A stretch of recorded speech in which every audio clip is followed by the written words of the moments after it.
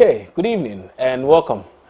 Today is the 6th day of September, and we're glad that today also you've joined us for another edition of Opposing Views. My name is Kwabna Chenche Boati. As usual, you can follow on all social media handles, the KKBGH, that's the handle, the KKBGH, Facebook, YouTube, Twitter, Instagram. Also, on MX24, at MX24GH, that's the handle, across Facebook, Twitter, YouTube, and Instagram. Do well to follow all our handles. And again, I must say thank you for joining us. Today, we want to focus on something that has, in the past 2 days or so, gotten a lot of people very, very worried, to the extent that some are even suggesting that, well, is this a possibility even in Ghana? What am I talking about? I'm talking about the coup d'etat in Guinea. And for those of you who may not have heard as of now, may not have seen or read anything as of now, well, Guinean President Alpha Condé has been ousted from office, and it's not been a very easy situation in Guinea. Yes, a lot of people have praised the persons who embarked on the coup, suggesting that not a lot of blood was shed. In fact, if any at all, it was just a few people who got injured in the process, but no real blood was shed, so no lives were lost. At least that's the information we are gathering. However, the removal of a constitutionally mandated setup is what has gotten a lot more people worried. The key question, however, is this is not the first we are seeing in recent time. We've seen and heard of similar things happen in the past few years on the sub-region, and it gets people asking a lot of questions. Remember the issue of Mali also. There's been a few others also. Today I'll take you through all of that in a bit. But essentially, the key question we want to find out on Opposing Views today is whether or not our African leaders are failing at their job, the reason for which we are beginning to see a lot more of these uprisings. Remember the issue with Egypt, right? Okay. So, we have details of these and a lot more. But that will be after these messages. Stay with us.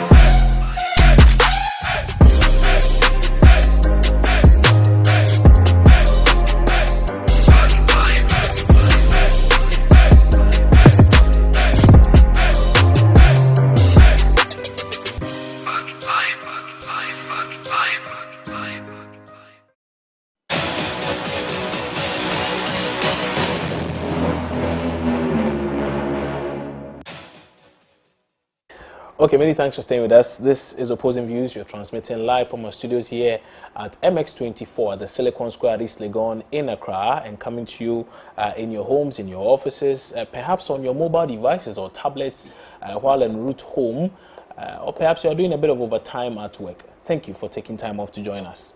Today, like I said, we are focusing on the recent coup in Guinea and asking the critical question of whether or not of all the sub-regional coups in on the continent, our African leaders appear to be failing us, the reason for which we are seeing all of these things happen. Like I said earlier, many people are beginning to even wonder whether or not it's too far-fetched to begin to imagine the West in countries, in more stable democracies such as ours. Of course, it's not something we want, it's not something we anticipate, but should all of these be signs? Mind you, there had been people who had mentioned that they had predicted a possible coup in Guinea. Of course, it's because they had seen a few signs. Could that be a similar thing you're seeing in Ghana? I hope not.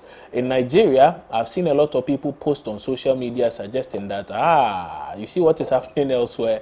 Buhari, if you're not very careful, something like this can happen. No, we do not want any such thing on the continent. But let's start by taking you through a few things. First, though, let's start with the most recent thing that has happened, which has to do with the coup in Guinea and the ousting of the president by the military. Now, after they had succeeded in removing the president, they did hold, I wouldn't say a press conference, they did record the footage and shared it with state television.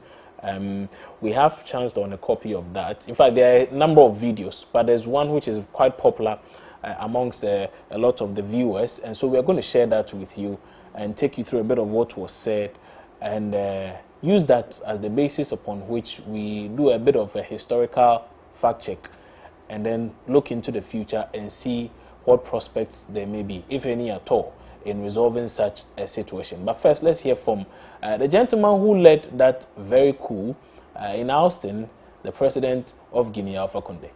Guinéennes et Guinéens, chers compatriotes, la situation sociopolitique et économique du pays, le dysfonctionnement des institutions républicaines, l'instrumentalisation de la justice, le piétinement des droits des citoyens, l'irrespect des principes démocratiques, la politisation à outrance de l'administration publique, la gabegie financière, la pauvreté et la corruption endémique ont émené l'armée républicaine de Guinée à travers le Comité national du rassemblement et du développement, CNRD, à prendre ses responsabilités vis-à-vis du peuple souverain de Guinée et dans sa totalité.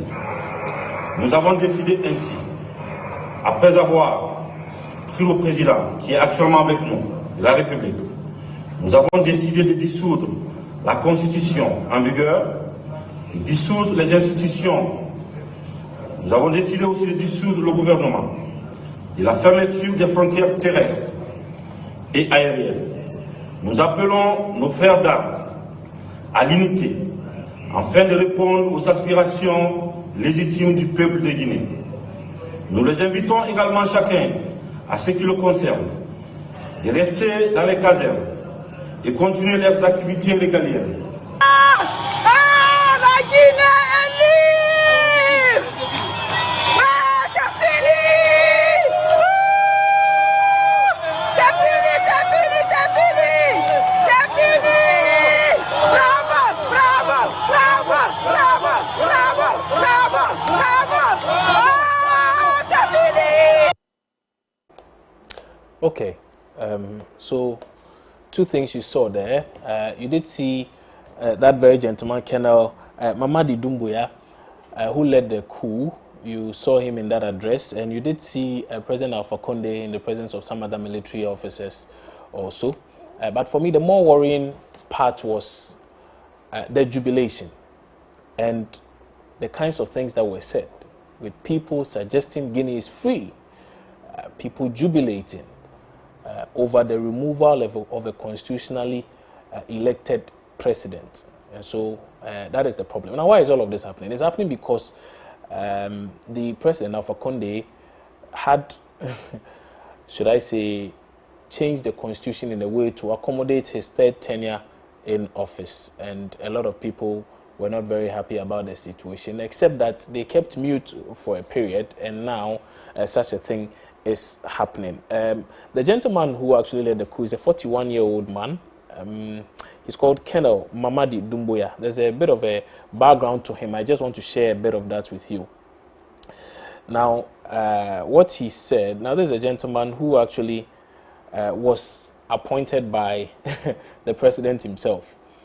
He went out to serve in a number of countries and was recalled by the president to lead a specialized unit which was supposed to be tasked with the mandate of protecting the presidency. And well, he is the one who led that very exercise. Ironic, right? Okay, but let's focus. Let's not veer off too much. A bit of historical views on this though, because in 2013, mind you, the topic we are treating today has to do with whether or not our leaders are failing, the reason for which a lot of people, including the youth, are beginning to think maybe a lot more has to be done to safeguard the interest of the country and its citizens.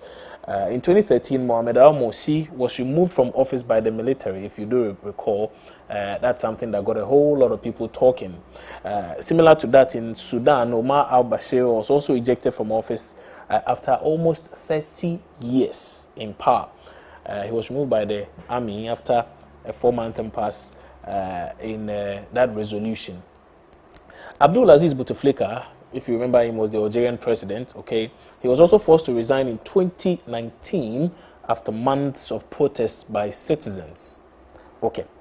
And our very own Robert Mugabe, a fellow Accra, he attended Achimota School.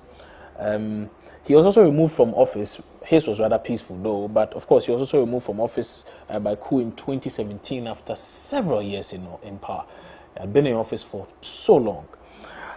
Blaise Compaoré, you also recall him, right? Yes, the Burkina Faso president. And in 2017, he was also forced to go into exile. I won't talk about Yaya Jammeh and all the others. Of course, Guinea-Bissau also witnessed a coup in 2020. And so clearly, it appears it's becoming a bit of a rampant feature. We hope it does not stay for long. But a lot of commentary has come on the back of this. The latest being that the new government of Guinea is suggesting that they're going to form a new government in the coming weeks.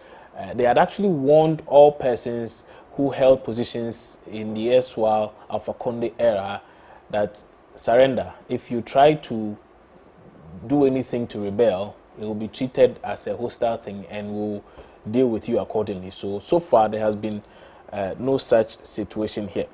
But hear this.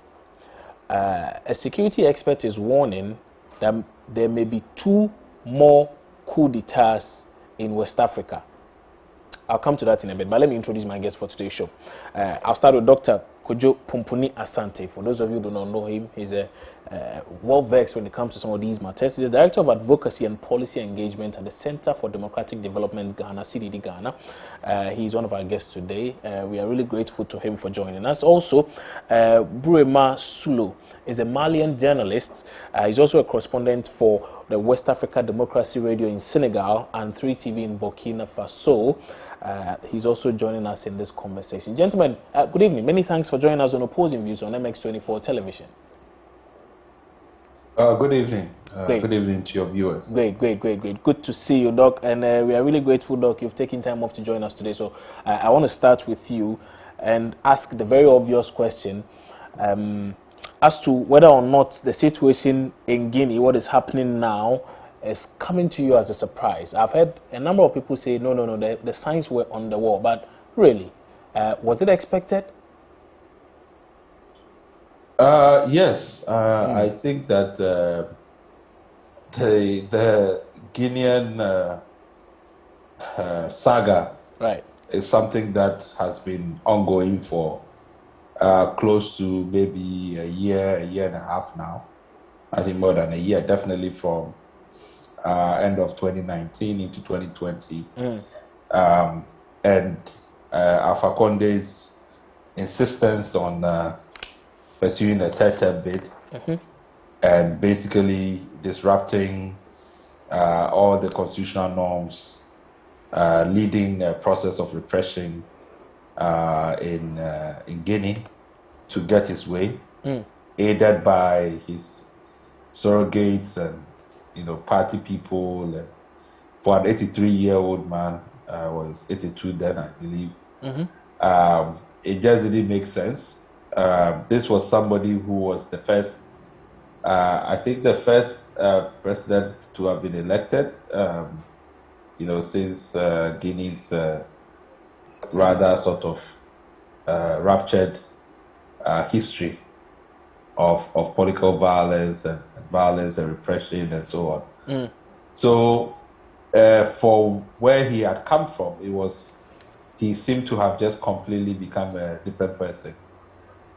And after that, of course, after the elections, the protests continued, the dissatisfaction of the populace, the anger, and then, of course, you had the pandemic and all the economic issues that have continued. And I think the more that he got opposition, he then began to even centralize power more.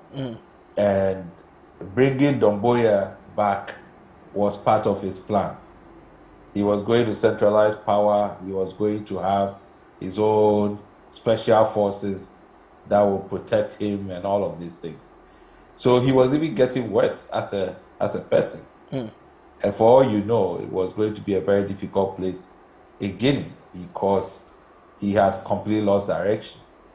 So it is surprising that the person that he was relying on to defend him is the one that has led the coup. Yeah.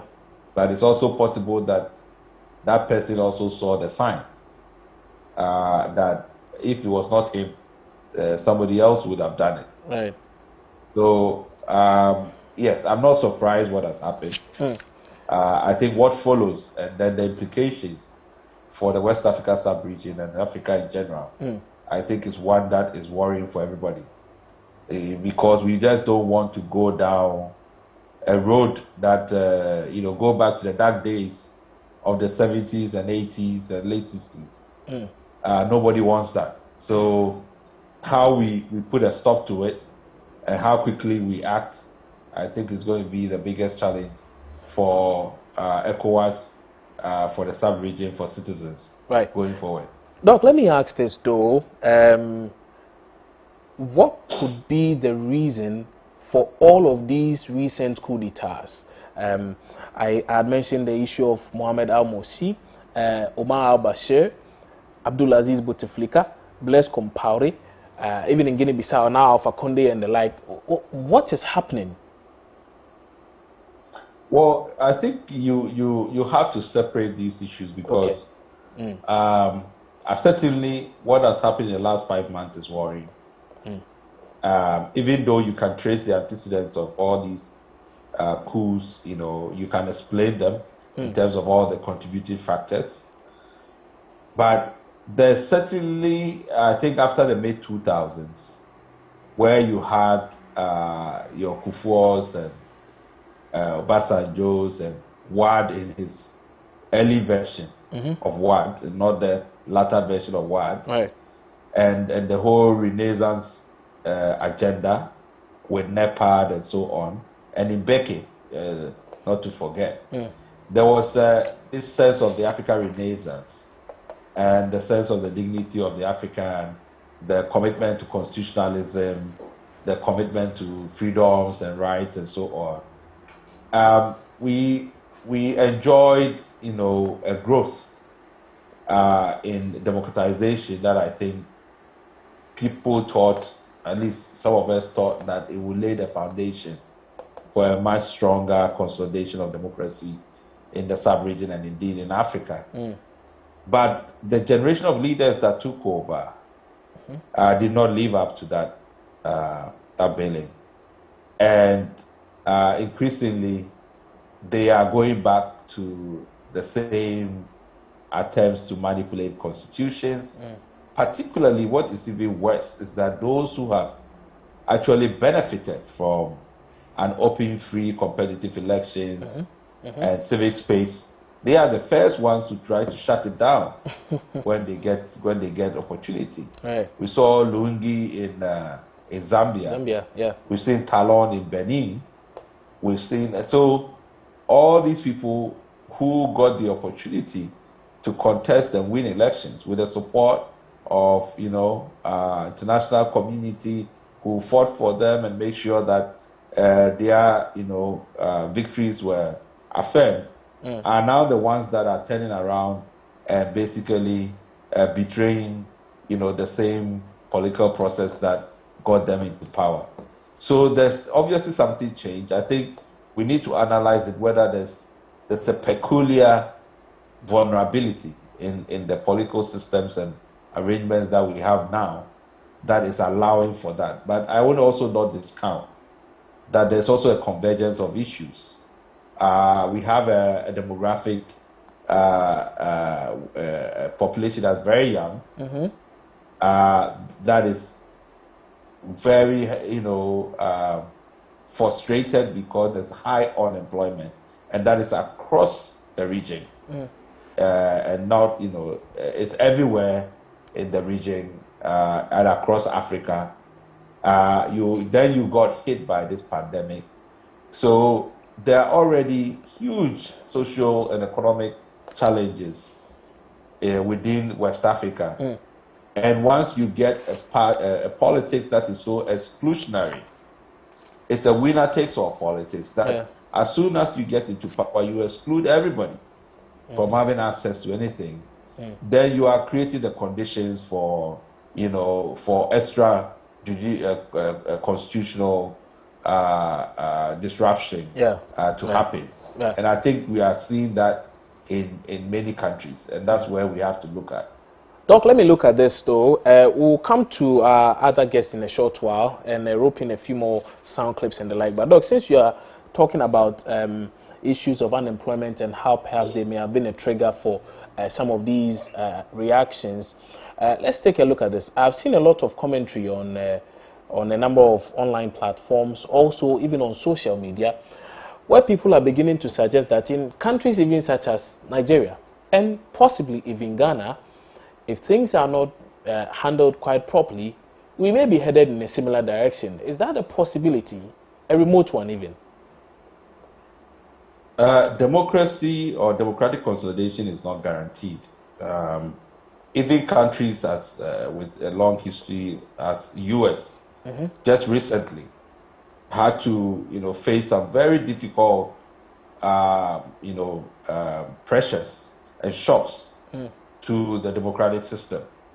And there was a pushback, but even after that pushback, there is still a lot of underlying currents that still make it very, very difficult for the U.S., and they will have to overcome the vestiges of racism and its political instrumentalization of that particular cleavage.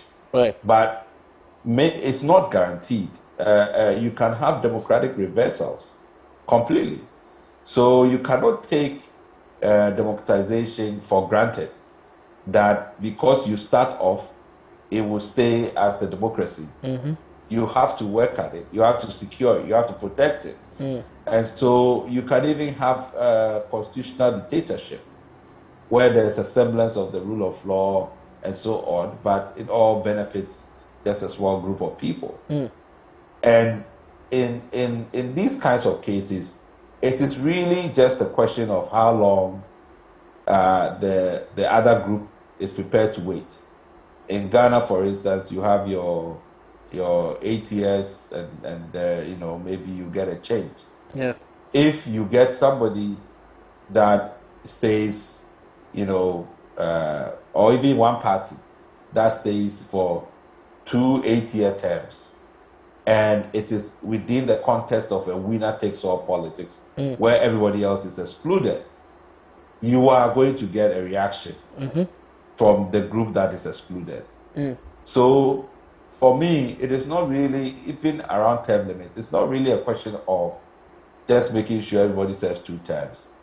It's that whatever term that is being served, there is clear inclusivity in the participation in governance, in the distribution of the wealth that is generated by the citizens, so that people get a benefit. I mean, Japan had one party for decades. But Japan progressed, all those periods. They just recently that party lost election, and there wasn't any fuss with it. So it's really the type of political system and culture that is so exclusionary that the people feel if you are excluded at some point, you feel like there's no choice, but you have to destroy the system in order for you to create a new one that benefits you. And that is the danger across West Africa.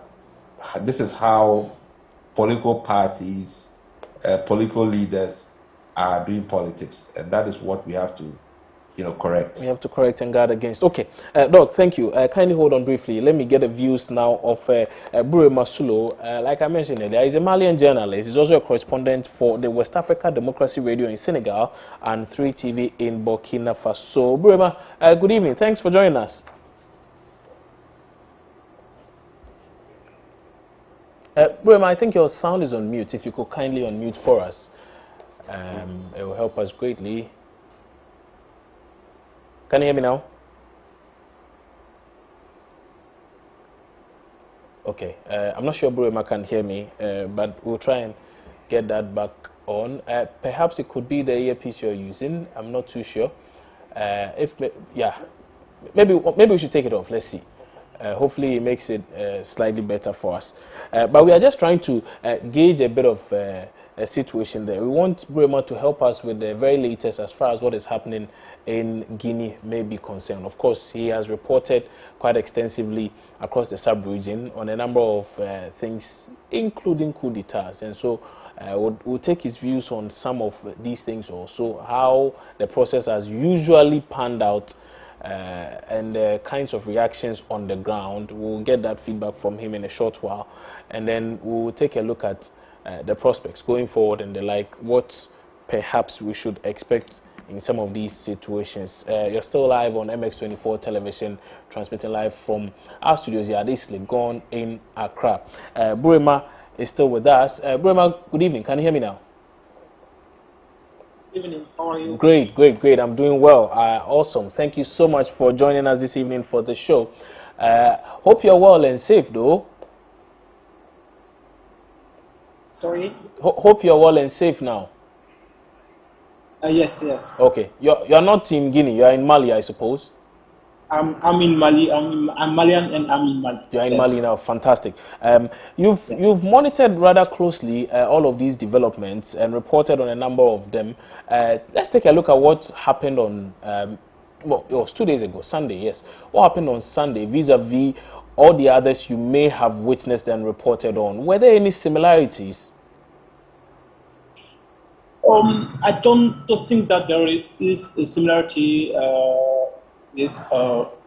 between what happened here in Mali and what is happening in Guinea, because here our president, our last president, was not in process of modifying the constitution in order to stay office, because he was elected from 2018, so he had 3 years to govern Mali. But what happened here, what is happening here in Guinea, I think that there is something we don't know or we don't understand about it, because I don't think that there are some political motivations about what is happening in Guinea, because we are hearing about a kind of misunderstanding between president and the new president, Mr. Mahamadou Doumbia. I think that this misunderstanding may be under this situation. But here in Mali, there were free-mouth protestations against our president. That the politicians wanted to have more considerations and more. I don't know how to explain, but they wanted to be in heart of the decision, because they are thinking that our president, our last president, Ibrahim Boubacar Keïta, was not a president elected by the people. So clearly, we had a political issue here in Mali, but what is happening in Guinea, I do not think that there is a result of political. Okay. So if I get you correctly, much as they are both coup d'etats, there's a difference with perhaps the reasoning behind it. And so, for instance, you cite the instance of Mali, where you say it's not the case that the president was trying to manipulate or change the constitution in any way to stay on, as is the case with Guinea, except that people in Mali were not overly happy or enthused about his way of governance, and so decided to call for change. Correct? Yes. Okay. That's right. Okay. That's great. Good to know. Right. And what motivated here the people to go out through the streets was because the corruption, injustice, and unemployment was highly was considered like the main issues which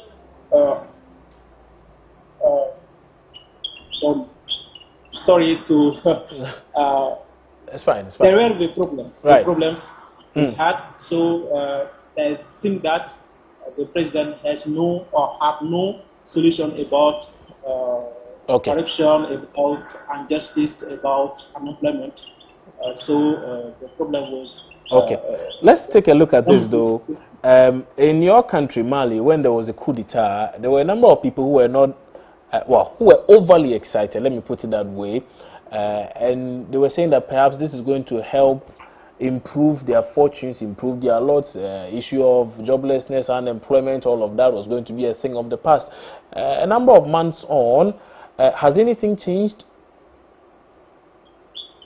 I don't think that something has changed here because all the problems I accused the last president to be offered women. When you take unemployment, there is no jobs now. When you take corruption, I don't know that even the justice is beginning to take some actions like to put our last prime minister or the one of the last prime minister in jail, Sumilu Bube Mega, and I don't know that there is a change in any sector or in any. So essentially, not everything is pretty normal, the same as before the coup. Nothing has really changed. I don't think. Okay. I don't think. Okay, interesting. Give us an update on the Mali situation, though. As things stand now, what is happening in Mali? You know, there was a how do we call it, a roadmap of sorts as to how things were going to be, and then the return to constitutional rule and the like. What is happening as far as all of those are concerned?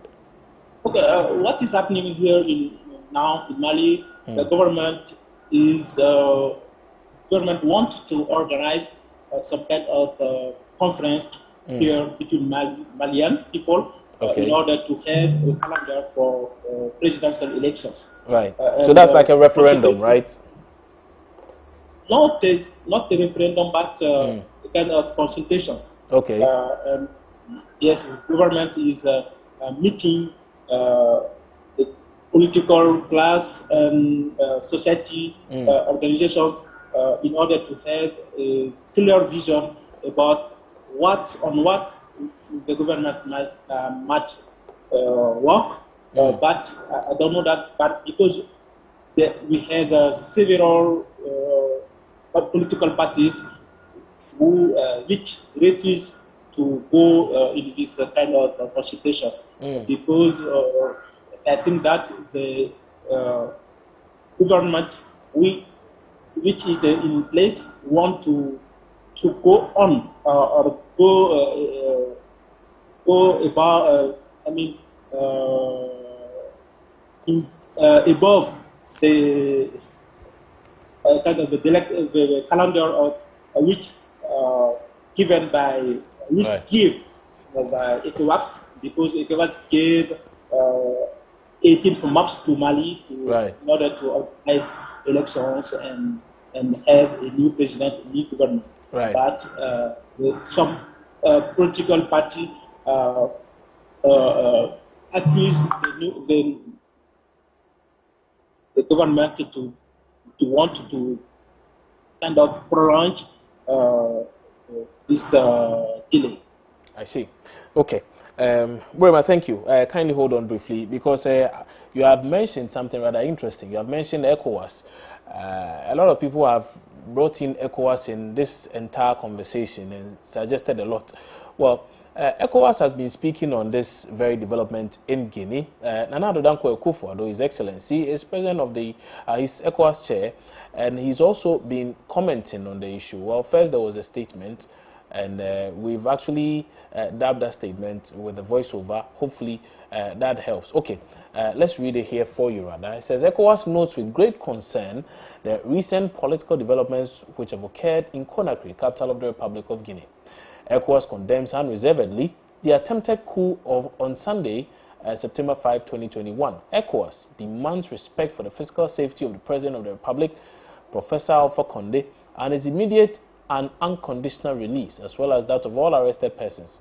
ECOWAS also demands a return to constitutional order on pain of sanctions. ECOWAS reaffirms its objection to any unconstitutional political change. We ask the Guinean Defense and Security Forces to remain in a constitutional posture and express our solidarity with the Guinean people and their government. This is a release by Nana Dankwa Akufo-Addo, ECOWAS chair, following that very development. Let me now go to Dr. Pumpuni Asante. Doc, when you hear some of these things, ECOWAS bringing out some of these statements anytime there's a situation like this, I heard someone suggest that all they are good at is bringing out statements and the like. Is it the case that perhaps ECOWAS might have to do a little bit more in order to deal with some of these situations? Merely coming out to speak once the thing is done and urging people to hand over power to constitutional rule and the like does not appear to be doing the trick, or is it? Well, I think first of all, the impression has to be corrected, right, that ECOWAS does a lot before these things happen. Okay. The question, though, is whether or not the tools that ECOWAS has at its disposal are effective enough to prevent these actions from occurring. So if you take the matter of Guinea, ECOWAS had several joint missions to Guinea. ECOWAS AU missions, ECOWAS UN missions, to convince and persuade Alpha Condé against all the steps that he had taken. And he refused to listen to anybody. So, yes, they failed in their objective and didn't seem to have succeeded in preventing what has happened in Guinea. Now, could they have known or had better intelligence about this? I don't know. I think we are getting more and more details as to what the preceding days were like. Because apparently there have been movements of different people. I think the French president have been there. Right. Some other people have been there. So how much do people know before this happened? And could they have done something to stop it? So the challenge is that with ECOWAS, a lot of the things that are done in terms of missions, which are mostly done by the commission, is not in the public view, so people don't know. It's mostly when, of course, something happens and then you get these statements. But the point is, there are too many of these things happening.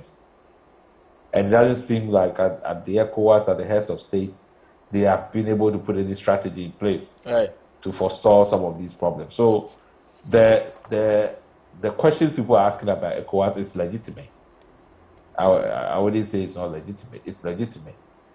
And how does ECOWAS intervene in terms of a response to Guinea, but also in preventing other coups or other disruption of the constitution occurring subsequently? So that's the challenge. There's an extraordinary summit, I think, scheduled for Thursday. And we'll see what decisions, because reading the statement that you just read, it's obvious that one of the demands will be that the president be released, and this will be unconditional, and then of course whether or not to apply sanctions. Okay. But it's also obvious that the coup leaders see the president as a good bargaining chip, and have held firmly to him. So it's going to be interesting what happens, because if you are envisaging a solution, and in ECOWAS's protocol, the protocol on democracy and good governance, Right. which, quite ironically, come December will be 20 years since it was adopted. Then you envisage a situation where Conde is back as president. But in the current context, it would be quite far-fetched that anybody would accept him back as president. Right. So, even though that might be everybody's desire, in order to restore constitutional order, it might be that there might be a middle way, that he voluntarily, removes himself from the scene. But knowing Conde, maybe that might not also be something he's prepared to give up. So I think there are quite a few permutations that some are really yet to good unravel. permutations there. But again, specific to the issue of Guinea, of course, you've spoken about the lobbying and the mediation and all of these permutations that may arise out of that. But beyond all of these, what more does ECOWAS have on its plate? What options remain open to them in order to get Guinea back on track? Well, I mean, I think they need to understand. So, yes, we've got Colonel Damboya and the special elite forces, and they are the face of the coup now. We don't know which civilian actors are behind it, right, or are sympathetic to it, and they might make a difference between, whether or not there is a sort of a standoff between ECOWAS and Guinea, or there is a transition arrangement that allows for, as a face-saving process to happen for both the new junta and and ECOWAS, because that is important for signaling to other countries that if you are really going to respect your protocols, then there has to be a zero tolerance for unconstitutional ascension to power. So those are going to be the tricky parts, and this particular case makes it difficult, because, as I said, it's almost like the person brought it upon themselves. So this is some of the things that ECOWAS would have to, negotiate, and it's not going to be an easy issue at all to resolve. But as I said, for me, a lot of these, as for international politics, it's not just about the law. I think it's also about politics and the realities. If the people want this change, how do you also preserve the wishes of the people? That's true. There's a very critical point I want us to pay attention to, and it has to do with the comments of the Director of the Faculty of Academic Affairs and Research at the Kofi Annan International Peacekeeping and Training Center, Professor Kwesi Enin. Now, he is suggesting that 2 more coup d'etats are likely to hit West Africa by December. Now, Doc, just permit me to read a portion of this. Now, this is his quotation. He says, "What has happened in Guinea is painful. It's something that could have been prevented. It's unnecessary, however, not surprising that it has taken place. What we are witnessing is a failure of leadership across our continent. If we do not step in and correct the whip and ensure that member states indeed comply with what they have signed on to, by December, you and I will be having this conversation with respect to 2 more coup d'etats." Doc, when you hear such a thing by a person of no mean status than Professor Kwesi Enin, does it first get you worried? And 2, do you subscribe to that philosophy that it is possible that we may have 2 more coup d'etats by December? That's just about 3 months away. Well, I mean, Professor Kwesi Enin, I mean, that's the work he does. He tracks these trends. They look at many different states and look at what is going on, the activities, and you know, there's a real worry. I mean, Right. there's a real. So I have to admit that there's a real sense of anxiety. If you really are tracking and seeing the data that's coming out of West Africa, there's a lot of risk Right. across board. Right. The last time, for instance, when you look at piracy, I think Yeah. almost 90% of piracies that occurred in 2020 was in the Gulf of Guinea. You know, so and then you have all kinds of extremist activity, you know, in the Sahelian areas, Right. between Chad and Nigeria. Now, Nigeria itself, you know, it's in the flux. So there are too many hotspots, too many areas of instability, and therefore it's not surprising if there are indications that at some point, you know, some governments might not be strong enough, Right. you know, to withstand any internal disruptions. So I don't know which countries he's talking about, but it's not far-fetched because there are just too many challenges that the country, the continent is, the sub-region is going through. Facing. Okay.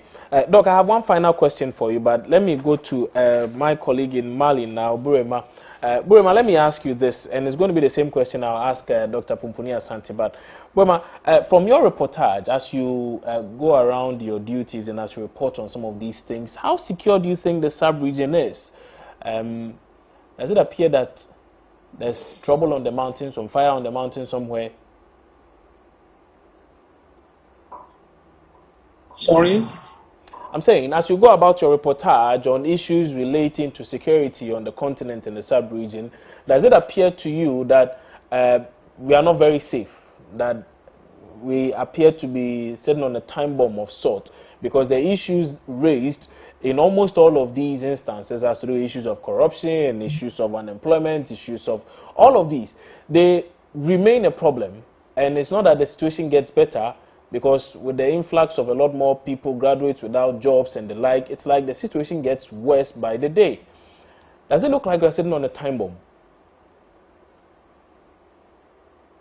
If I understood your question, is about the improvement of the situation here in Mali. That's right? Not just specific to Mali, across the continent, because you do report on several other things across the continent.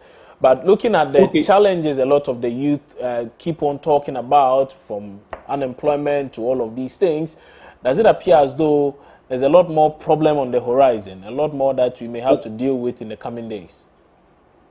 Yes, that is the failing of political actors in continent. When you took since 2016, almost the president who governed Africa, the countries Africa, had those problems. When we take Mali more than the others, so I take example in here in Mali, unemployment, corruption. We knew this problem or those problems exist in Mali since Mali is Mali. So now, when we have political actors who don't have any concern about the solution, that when they come on power, they want the first thing they want is to be rich, so that take care of themselves rather than the population, the civilian population. So in some way we can say that they are not, they have no idea in which the population is living. When we take, as I said, Mali, we had 50% of the population is young. So when you are 70% of the population is young. So when you take this branch of population, and we know that most of them that have no job, so they can be easy to be recruited by the terrorist or Right. jihadist. Kind of the solution must be come from the political actors, but they have no idea about the consequences of their Okay. Okay. act. From Mali to Burkina or Ghana, I think that we have a similar problem of development. Right. So when we have no, or we have any social development, I think that we we are not going to finish with dictators in Africa. I see. So the solution of the dictators and the solution of the security in Africa, I think that we must more work on how to give employment to the young, how Right. to Right. secure civilian population, Right. not in the capital city or in the big cities, but far from the big cities. So I mean the small villages and so on and so forth. Yeah. So Okay. we can have Okay. is that political actors might have an idea that might think that the problem is maybe corruption, maybe unemployment, but the Right. problem is also lack of education. When Right. you take Mali, since 2015, we have more than 100 schools closed in northern and central part of the Mali. So tomorrow we have another problem from that children we have today who will be young tomorrow, and maybe they will be in terrorism group Right. Right. or so not only in Mali, but I think that in the South Asian countries, the politicians might do more jobs, more works in Yeah. order to Okay. avoid. So more employment and then more infrastructure development. Hopefully that should help deal with the situation. Okay, that's fine. Burema, thank you so much for joining us on Opposing Views this evening. Burema Sulo is a Malian journalist, also correspondent for West Africa Democracy Radio in Senegal and 3TV in Burkina Faso. Essentially, how he wrapped up was that, yes, it could be the case that a lot more may be on the horizon, a lot more of these challenges await us. However, he is of the view that it is the doing of a lot of these political actors who tend to prey on the vulnerabilities of persons who are agitated or upset with the system due to issues of lack of employment, lack of education, also lack of developmental projects and the like. And so based on all of that frustration, when some of these political actors tap into that, they are able to convince these persons to then perpetrate such acts on their behalf. Okay, thank you. Let's hear from Dr. Kojo Pupuni Asante. He will also give us his closing remarks on that. I'm asking him the same question, though, as to whether or not all of these things suggest to us that the sub-region is not safe enough, that there could be a bit more challenging times up ahead. And again, what maybe we could do to stem the tide. Yeah, I mean, at the moment, the how do you say, the prognosis is it's grim. Right. We all of the factors that are happening are not going the right direction. So we are not developing economically enough, quick enough to address the unemployment gap. And this is a serious problem for every country. Right. You are getting, you have a very young population that is getting more and more frustrated, Right.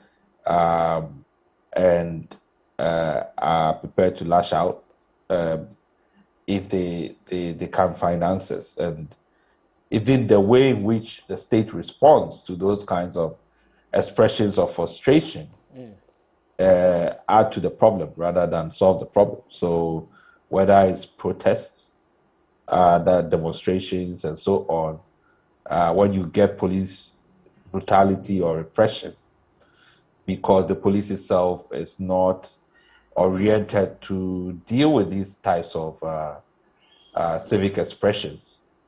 And that then normally will add to the problem. We see that in NSAS and in other places where it has then become a problem, like the Kaka issue and even in Ghana. So those kinds of things are not help. Then you have the external pressures, the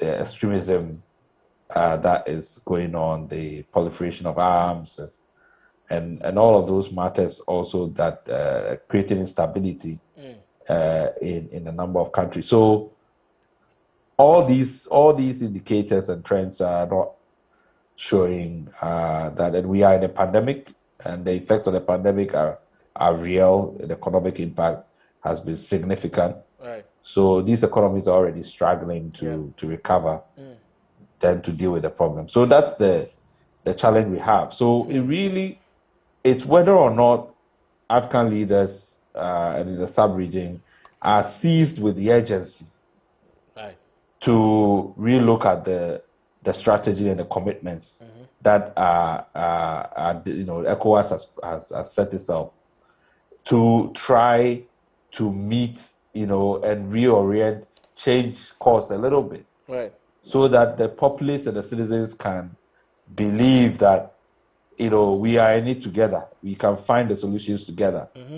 It is that opportunity to sort of transition, solve the problem together, is what is lacking. Right. It's what is lacking, and that for me is the challenge. And I hope that maybe Guinea might be a wake-up call. Right. And that if ECOWAS goes back to the same old mode of doing business, then we'd have lost the opportunity, and then we can expect the worst to happen. Interesting. Doc, many thanks for your time this evening on Opposing Views right here on MX24 television. Dr. Kojo Pumpuni Asante is the Director of Advocacy and Policy Engagement at the Center for Democratic Development Ghana, CDD. And you heard him there with those thoughts. Thought-provoking to you and I. We have a couple of minutes left. We'll use that to open the phone lines for you. 055-033-1511, 055-033-1511, and 020-473-8481, 020-473-8481. The simple question is, of sub-regional coups on the continent, we are asking, is it the case that our African leaders are failing us? And perhaps are we to expect a lot more of these rather unfortunate incidents in more stable democracies? We have a couple of minutes to take your calls. If they come through early enough, we'll take them, get your views and share that with the rest of the world. But this is Opposing Views right here on MX24 television. Do we have any caller on now? Oh, my time is up. Okay. So they say we don't have too much time. We may have to call it a day then. It's not me, it's Kelvin. He's the director. He is saying that we have to end the show. So sincere apologies for not being able to take your calls, that if they come through. But I'm told we have to end the show now because of our timing. Because mind you, Eddie Kumsin is on standby though. He has something very interesting when it comes to techie issues, trends, gadget reviews and the like. Your one-stop shop for all of that is Tech Today, and it's right here on MX24. It comes to you right after this show, but also more importantly at 6:30 p.m. there's MX24 News. Marie-France Fojo is on standby with a lot more of that in 30 minutes. For now, though, I'll call it a day right here on Opposing Views. My name is Kwabna Chenchehene Boateng. Show has been produced by Jonah Elede with support from Marie-France Fojo. Many thanks for watching.